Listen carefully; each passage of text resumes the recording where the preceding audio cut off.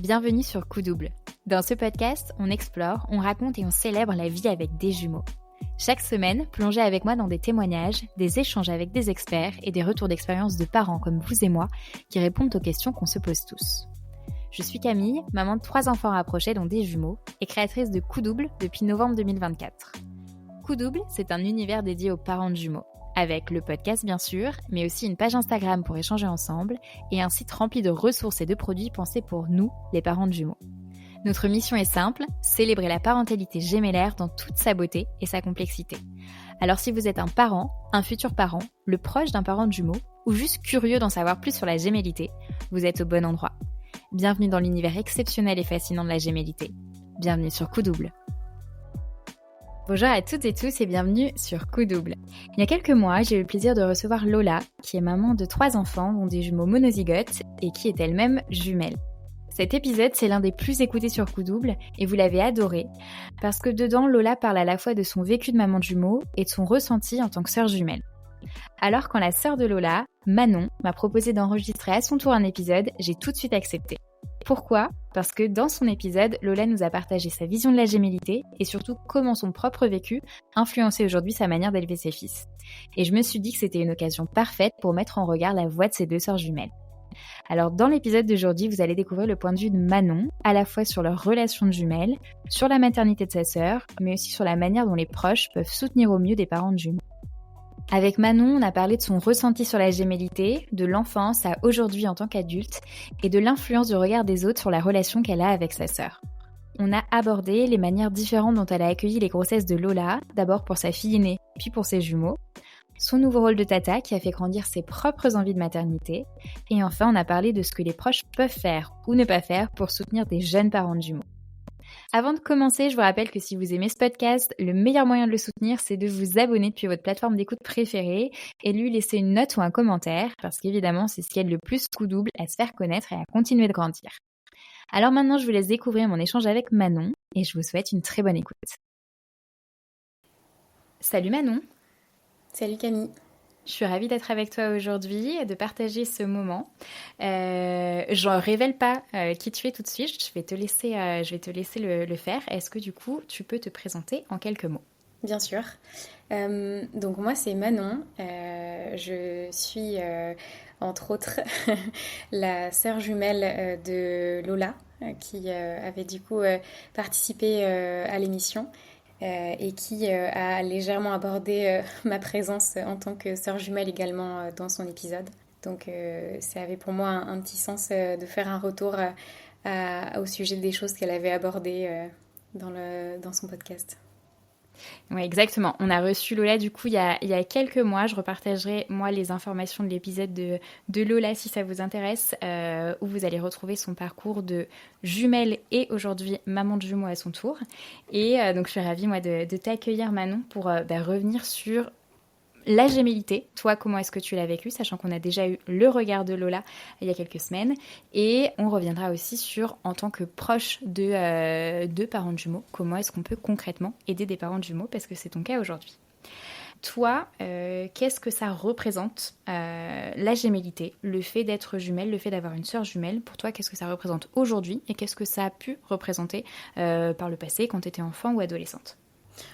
Pour moi, ça représente beaucoup de choses. Franchement, je trouve que c'est un lien fort dans tous les sens du terme, avec, quand on le vit à fond, énormément de choses positives.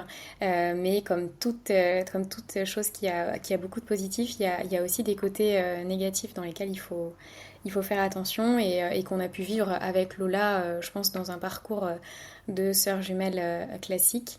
Moi, je suis à l'heure d'aujourd'hui, avec le recul d'adulte, extrêmement fière et contente d'avoir vécu ce lien-là. Et franchement, je sais pas comment serait ma vie à l'heure actuelle sans ça, parce que c'est un soutien au quotidien. Et oui, tu me parlais aussi de l'arrivée de jumeaux dans sa vie à elle. Mais moi, il n'y a pas longtemps, du coup, quand elle a eu, elle, les jumeaux, en tout cas l'annonce, et puis surtout quand ils ont été là, je me suis vraiment dit, ok, en fait, si on est venu au monde à deux, c'est pas pour rien, et là, ça prend vraiment tout son sens à l'heure actuelle. Du coup, quand tu t'es dit ça, tu te disais que si vous êtes venus à deux, c'était pour que toi, tu puisses l'aider maintenant dans son nouveau rôle de maman de jumeaux. C'était quel cheminement, du coup, quand tu t'es dit ça? Ouais, complètement. En fait, elle avait déjà eu une petite fille il y a 3 ans maintenant, dont je suis la marraine. Et alors peut-être que ça va ouvrir lieu à un autre sujet, mais en gros, quand elle m'a annoncé l'arrivée de la première d'Axel, moi, ça avait fait l'effet vraiment d'une bombe pour moi, parce que autant dans le positif que dans le négatif, parce que pour moi, je me disais, ok, notre relation de duo va s'arrêter. Et je me rappelle que quand elle m'a appelée pour me l'annoncer, donc déjà j'étais la première informée bien avant tout le monde. Mais je me rappelle avoir pleuré, mais pour moi c'était pas du tout des pleurs de joie, hein, c'était vraiment des vrais pleurs de tristesse. Je me disais vraiment purée, mais notre vie en duo va s'arrêter maintenant.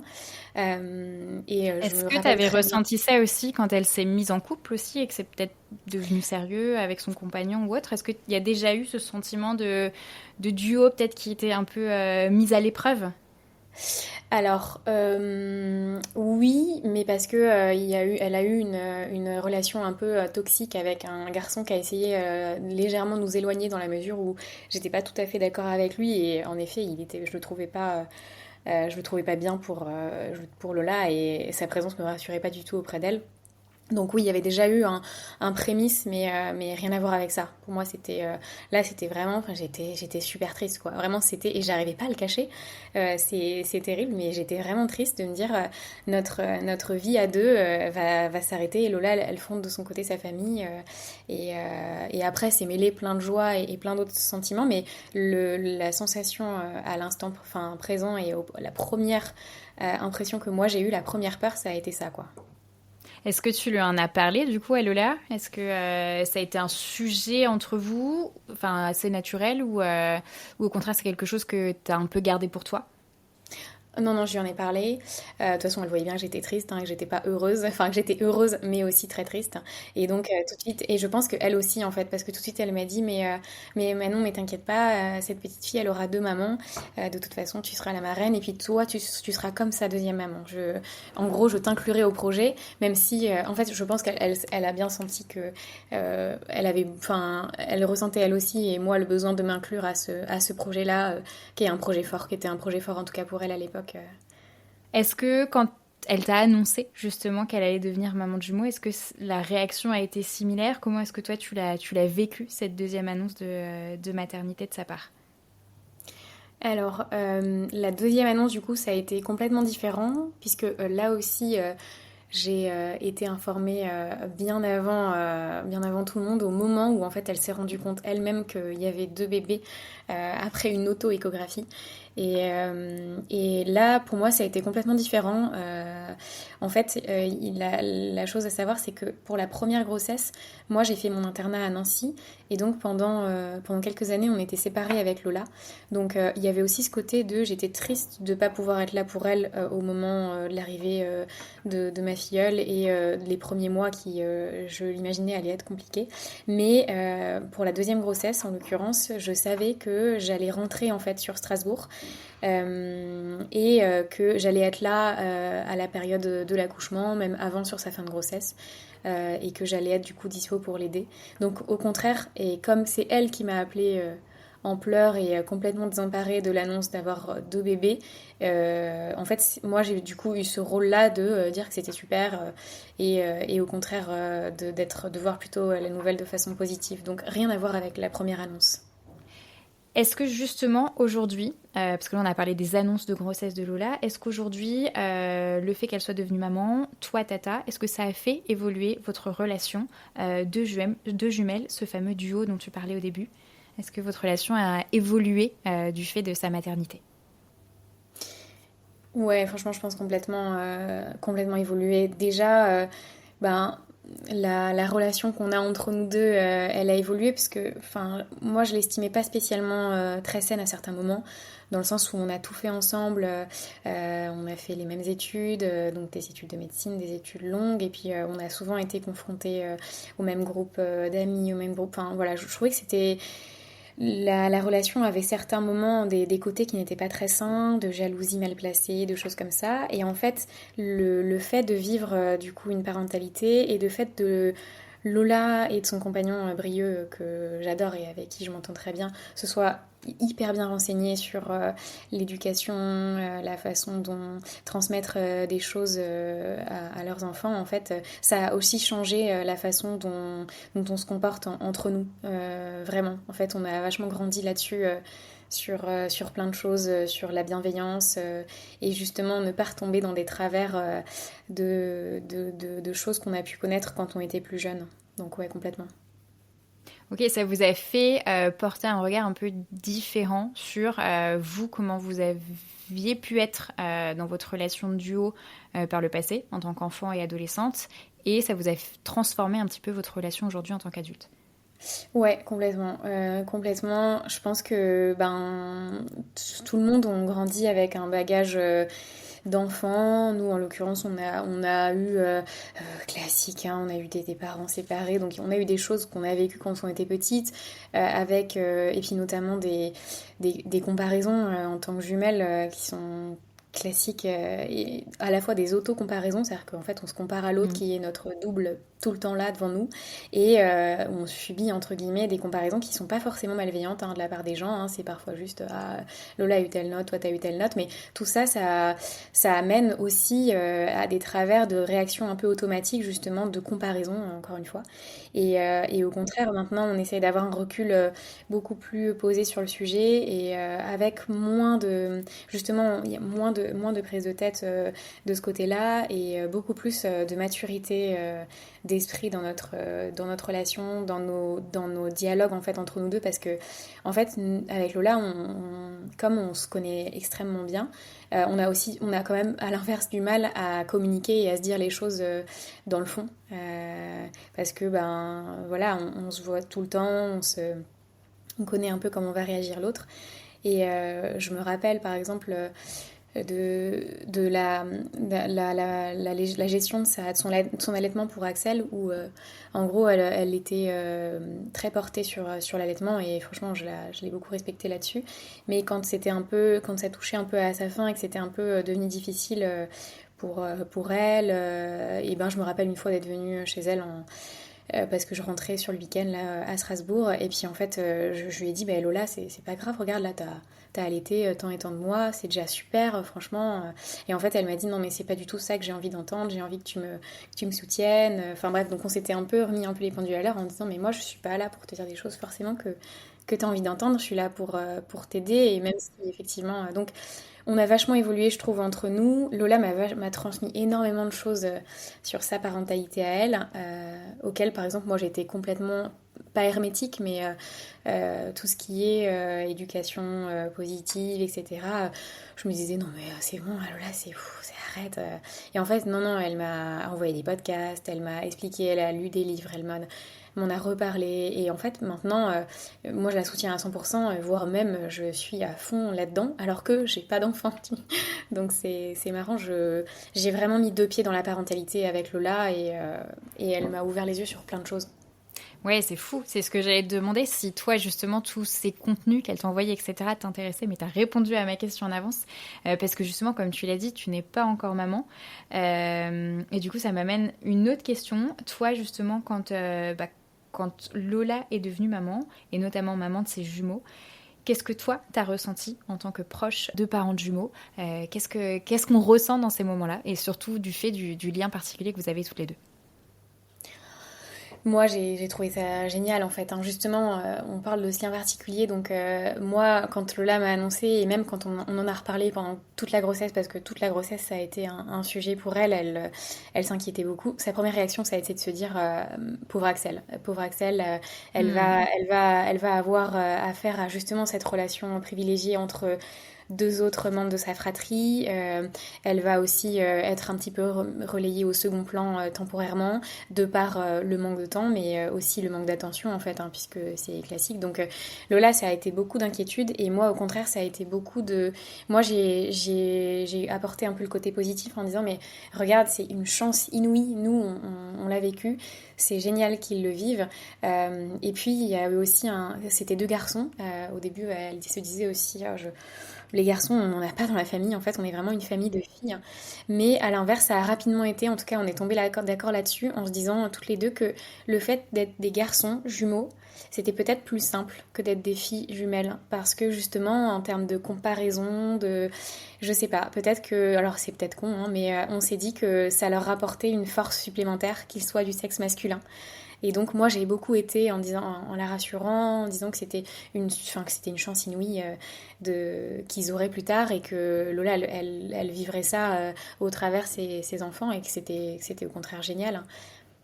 Oui, je suis d'accord avec toi. On a un peu tous ce cliché sur comment est-ce qu'on va le vivre en tant que femme ou homme, fille ou garçon. Et c'est vrai que je suis d'accord avec toi que en tant que femme, on aura peut-être plus tendance, femme jumelle en tout cas, ou fille jumelle, à se comparer entre nous, même ne serait-ce que physiquement ou autre. Ouais, exactement. Et alors moi personnellement, j'ai moins cette image de garçon qui justement se comparerait, se dévaloriserait par rapport à l'autre, alors que nous en tant que filles, on a quand même plus ces comportements, enfin des tendances à avoir ces comportements-là. Bah exactement, c'est complètement ma pensée. Et puis c'est vrai que avec Lola, on se le disait, hein, ça nous est déjà arrivé de nous dire, ah, punaise, moi j'ai l'impression que je suis moins belle que toi, que les gens Hmm. le trouvent, et à l'inverse, ah ben non, moi c'est moi qui suis, enfin je trouve. Donc il y a tout un regard, il y a tout un comparatif, parce que bah ouais, comme je le disais, il y a vraiment le double, le miroir devant nous, qui nous pousse en fait naturellement à nous comparer. Et les gens le font aussi naturellement, en fait, encore une fois, sans y voir de malveillance, mais le jeu des 7 erreurs, enfin, c'est des choses Ouais. Hmm. qu'on vit, en fait, hein, quand on a une sœur jumelle ou un frère jumeau. Les gens cherchent à... Ça attire la curiosité, et c'est hyper gênant, mais en fait, les gens n'y voient pas de mal là-dedans, hein.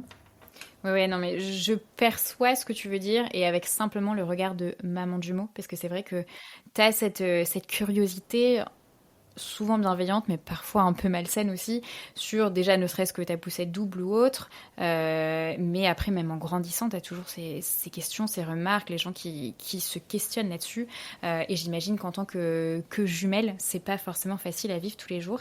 Est-ce que justement tu disais, toi, il y a eu des périodes un peu plus négatives, peut-être que justement ce regard des autres était une des choses un peu plus négatives sur ta gémellité. Est-ce que tu peux revenir un peu là-dessus, ce que tu as perçu comme étant positif, négatif dans le fait d'avoir une sœur jumelle, et puis dans votre éducation aussi, est-ce qu'il y a des choses qui ont été super bien faites? Lola nous en a parlé aussi, mais voilà, des choses qui pour elle ont été super bien vécues parce que son entourage, votre entourage a bien fait les choses, et au contraire des choses que tu aurais aimé peut-être qu'elles soient faites différemment. Ouais, oui, on parlait des choses positives. Alors, la chose positive, franchement, qui est super, c'est que ben, t'as toujours quelqu'un avec toi pour quand t'es petite, ne serait-ce que jouer,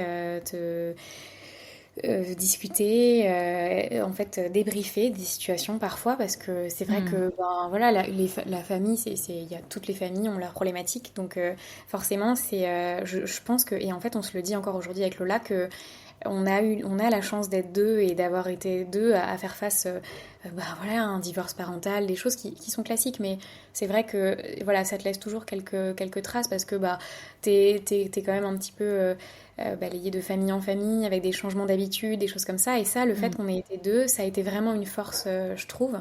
C'est une force aussi quand c'est tout bête, hein, mais tu vas dans un endroit inconnu, bah, il y a toujours quelqu'un avec toi qui est là pour t'accompagner, qui participe aux mêmes étapes de ta vie.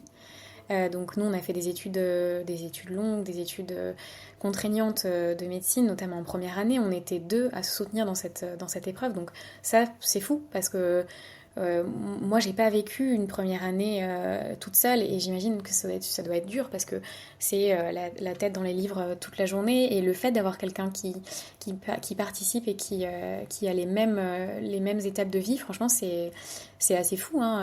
Aller aux examens stressants en étant toujours à deux, on se rend pas compte de ça, mais c'est une force inouïe.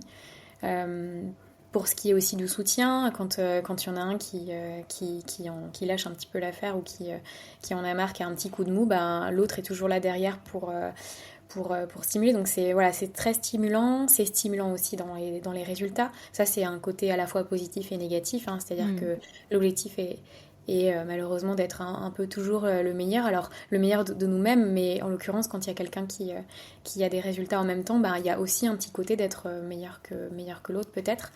Avec ce côté positif de stimulation et de réussite, parce que bah, aujourd'hui, on peut le dire qu'on est toutes les deux médecins, donc c'est une fierté d'avoir fait ça à deux, mais avec le corollaire aussi un peu négatif de comparaison de résultats, hein, forcément scolaires.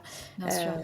Pas tellement par nos parents, mais ça peut être par des gens d'entourage qui sont un peu qui ont moins justement ce regard et qui prêtent moins attention à ce que les mots peuvent parfois provoquer chez les gens. Et donc voilà, c'est ça effectivement. Pour moi, c'est vraiment le côté comparaison qui est à la fois très positif, mais qui peut être négatif. Tu vois, alors résultats scolaires, mais même par exemple là, hein, dans le cadre de la parentalité, hein, moi on a eu du coup, notre papa a fêté ses 60 ans récemment, donc il a fait une fête et donc il y avait des gens qu'on voyait pas enfin qu'on voit pas depuis longtemps, enfin en tout cas qu'on n'a pas vu depuis longtemps et tu vois c'est toujours les questions classiques J'imagine très bien les questions. voilà, et puis ça tombe rapidement sur le et toi, t'as pas d'enfant. Donc, Ouais, sauf que ça, c'est hyper. Alors, c'est très mal placé en fait. Enfin, mais c'est pas méchant, mais c'est hyper mal placé. Surtout que, en fait, les gens savent. Mais c'est comme tout le monde, hein. Les gens savent pas ce qui se passe derrière tout ça finalement, tu vois. Donc, bien sûr. Ouais, ouais. Et j'imagine d'autant plus pesant que Lola est maman de 3 enfants, donc les questions c'est Lola en a déjà 3, et toi Manon, t'en es où et tu t'y mets quand? exactement. Donc moi, je réponds généralement. J'ai une, j'ai une petite réponse assez marrante, c'est que je fais beaucoup de sport, j'en fais beaucoup ces derniers temps, et donc je réponds que j'ai un vélo et que ça me suffit très bien. Du coup, on va parler aussi de justement ton désir de maternité à toi, vu qu'on a un peu abordé cette question déjà avec ce que tu viens de nous dire. Est-ce que toi, ton désir de maternité a évolué en voyant la maternité de Lola? Est-ce que ça t'a donné des envies ou au contraire pas du tout de devenir toi-même maman? Ouais, complètement. Donc déjà, avec Lola, on a des petites sœurs qui sont nées quand on avait 12 et 15 ans du côté de notre papa.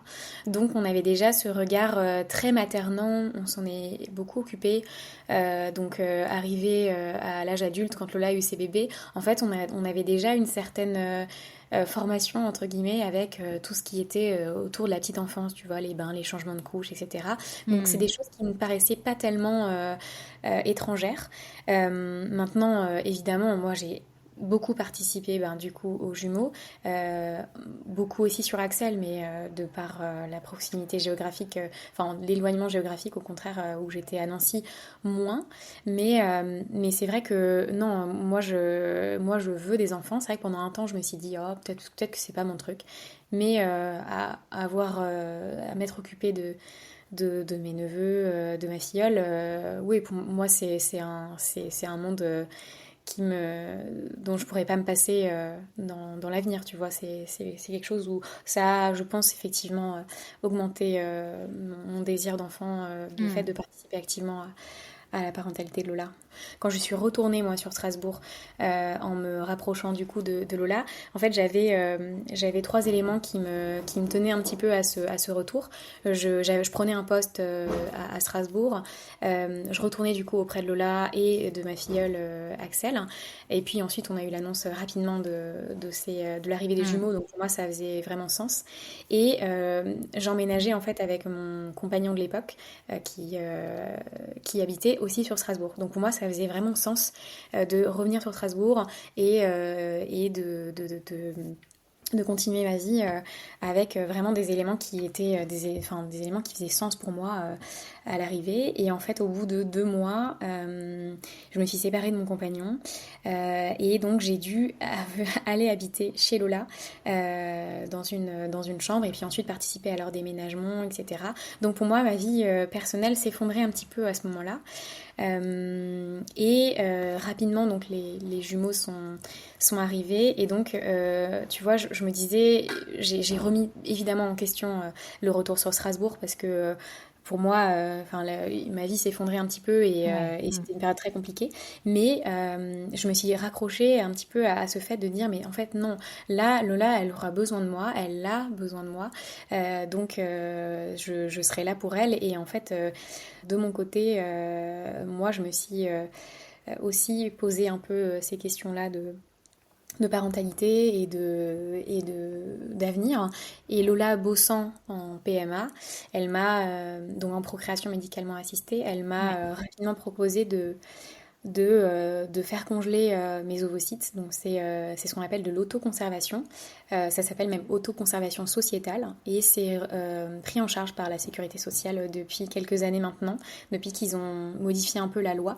Donc elle a géré en parallèle de ça ma conservation d'ovocytes. Donc vraiment il y avait tout un côté, toute une disparité entre elle et moi de Lola qui fonde une famille nombreuse et Hmm. moi qui du coup conserve mes ovocytes de l'autre côté. Et en fait,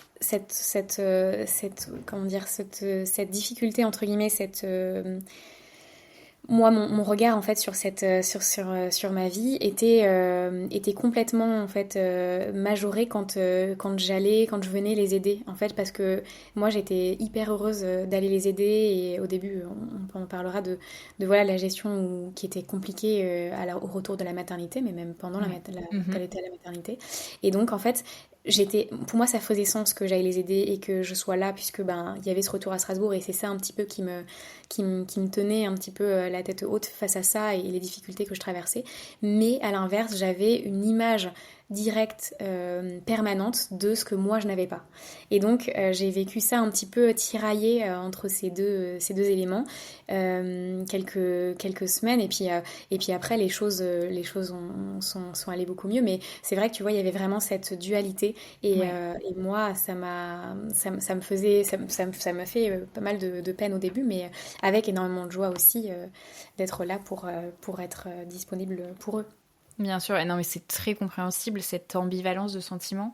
Et par contre, ce qui est beau dans ce que tu racontes, c'est qu'en fait, vous vous êtes aidés mutuellement dans votre maternité pour son cas et ta future maternité, parce que toi, tu l'aides actuellement et tu l'as aidé depuis le début dans son nouveau rôle de maman, tu l'as accompagnée, comme tu disais, tu voulais être là, être présente pour eux, parce que tu voyais à quel point c'était compliqué aussi.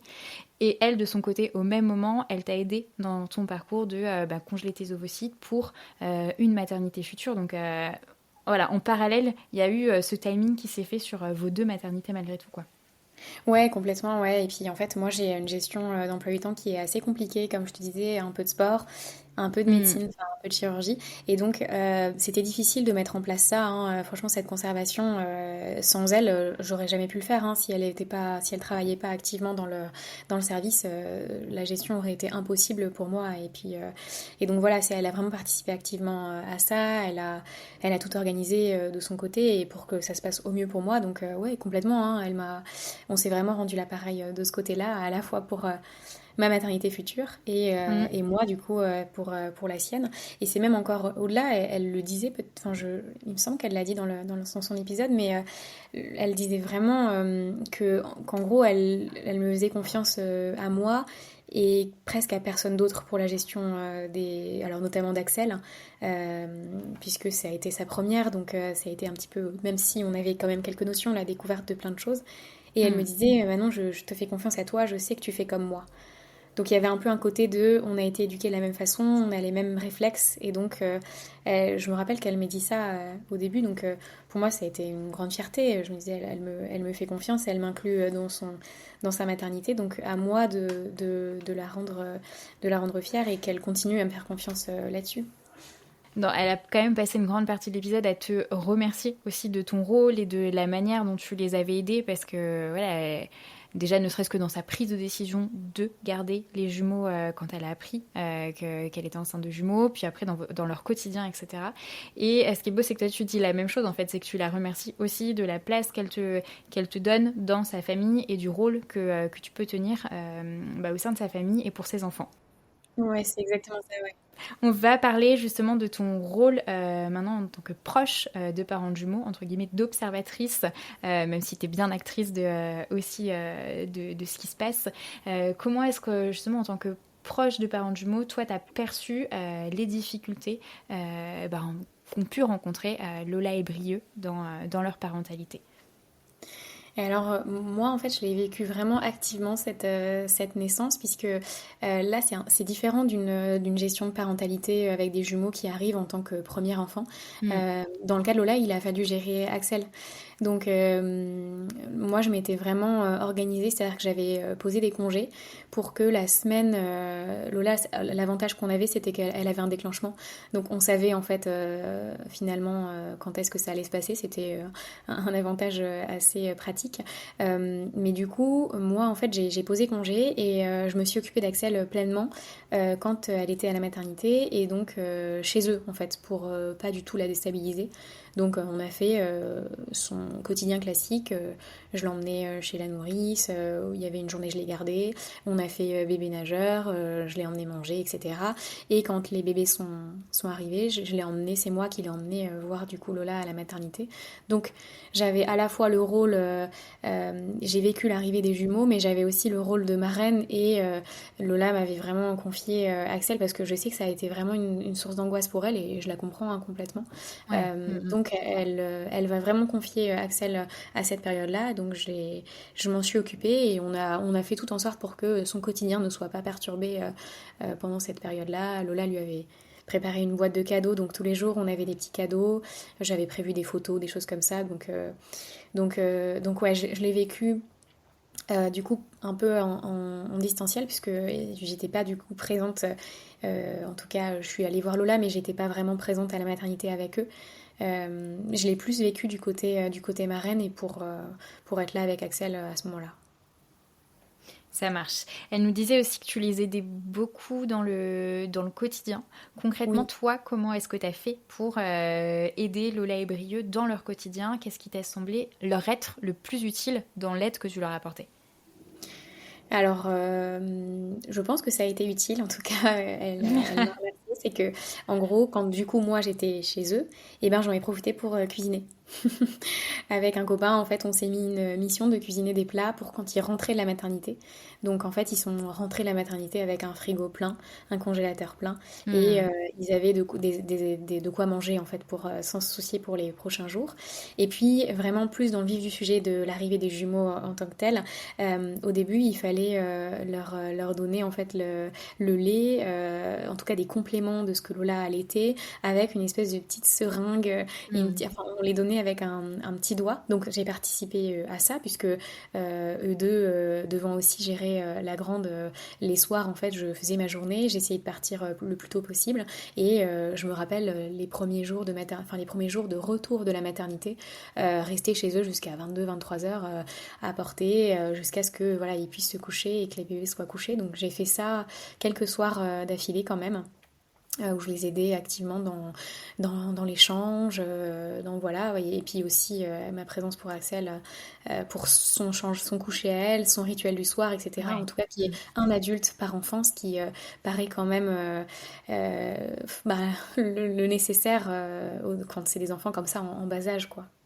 Je confirme. Pour être dans la même configuration du coup que Lola, je confirme que être en infériorité numérique quand t'as des jumeaux qui arrivent, c'est très compliqué à gérer. Donc c'est vrai que d'avoir ces deux paires de bras en plus, c'est quand même pas du refus.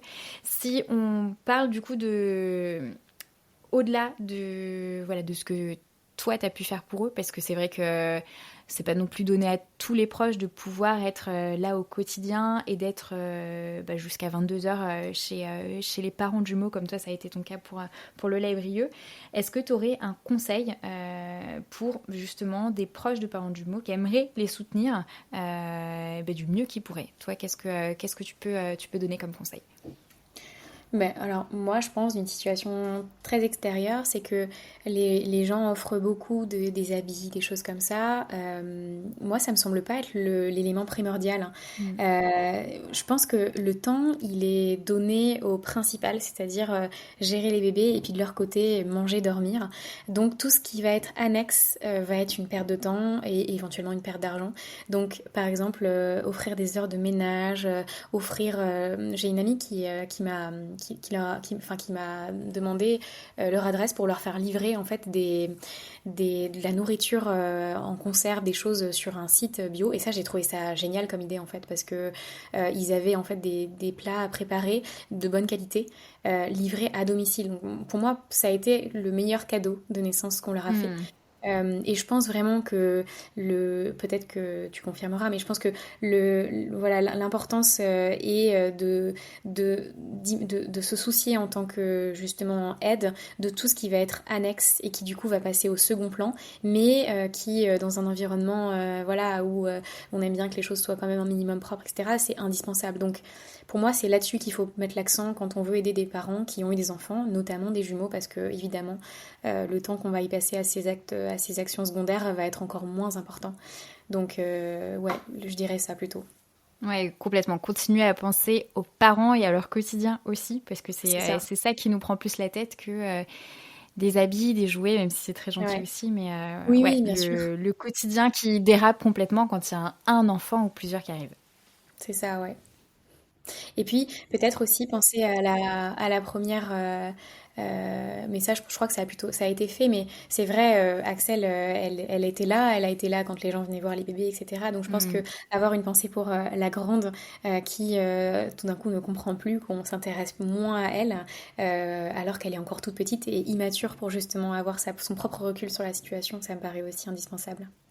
Ouais, je te rejoins aussi justement, mais que ce soit matériel ou non matériel, hein, même Tout au à fait, niveau de l'attention, porter complètement. aussi de l'attention ou avoir un petit cadeau matériel aussi pour l'aîné, parce que c'est vrai que c'est un chamboulement pour les parents, mais pour l'aîné, surtout quand il est jeune, ça doit être hyper compliqué. Donc c'est vrai que penser aussi à l'aîné, lui montrer qu'il est là, lui accorder du temps, de l'attention, c'est essentiel aussi. Complètement. Pour finir, est-ce que justement, là c'est plus personnel, mais est-ce que toi, tu aurais un message que tu aimerais adresser à Lola, un peu le mot de la fin, mais que tu adresserais à Lola à travers cet épisode? Euh, ben, je pense que notre relation, elle n'a pas été parfaite tout le temps, mais tu vois, à l'heure d'aujourd'hui, moi, je trouve que, ben, je te disais, je suis hyper fière du chemin qu'on a fait ensemble. Et ce chemin-là, on l'a fait aussi en grande partie. En tout cas, moi, j'ai vraiment eu l'impression que ça nous a boosté sa parentalité, en l'occurrence. Et moi, ça a été source vraiment de beaucoup de peur, comme je te disais au début. Et maintenant, avec du recul, je pense que, en fait, au contraire, ça nous a énormément rapprochés. Et voilà, je vois pas de côté négatif à ça. Il n'y a jamais eu de tension vis-à-vis de quoi que ce soit sur la gestion des enfants. Donc pour moi, ça a vraiment été un tremplin dans notre relation. Et des fois, on débriefe un petit peu avec Lola sur notre relation de gémilité, sur le fait d'être comblé un petit peu en tant que personne, etc. Et on s'est fait la remarque enfin, fréquente que, en gros, on a enfin, moi, je me dis, c'est comme un petit camembert, tu vois, qu'on partage à deux avec le côté professionnel, le côté personnel, etc. Et Lola, elle me disait, mais tu vois, toi, t'es épanouie dans ton travail, moi, pas toujours. Et à l'inverse, en termes de vie familiale, etc., personnelle, ben voilà, j'ai un peu l'impression qu'on partage un petit camembert et qu'on peut pas jouer sur tous les tableaux. Mais moi, je pense pas. Je pense que en fait, voilà, il y a parfois l'évolution, elle est entre deux jumelles, elle est pas forcément linéaire. Et c'est justement là pour ça qu'on est deux, c'est que quand c'est un petit peu difficile dans un domaine pour l'un, et ben l'autre peut justement être là pour soutenir. Et tu vois, ouais, comme je te le disais, moi, vraiment, ça a été je sais pas, je me suis mis cette phrase en tête en me disant et d'ailleurs je le disais au service quand je partais plus tôt, je disais moi il faut que j'aille aider ma sœur, elle a 2 jumeaux à la maison avec en bas âge avec une grande, il faut que j'y aille, si on est deux, si on est venu à 2 au monde, c'est pas pour rien et je pense que là maintenant elle a besoin de moi. Merci d'avoir écouté Coup Double. Si c'est pas déjà fait, n'oubliez pas de vous abonner et de nous laisser une note depuis votre plateforme d'écoute préférée puisque c'est vraiment ce qui aide le podcast à se faire connaître et à continuer de grandir. De mon côté, je vous retrouve la semaine prochaine pour un nouvel épisode et d'ici là, n'oubliez pas, chaque double naissance est une aventure unique, mais vous ne la vivrez pas seule.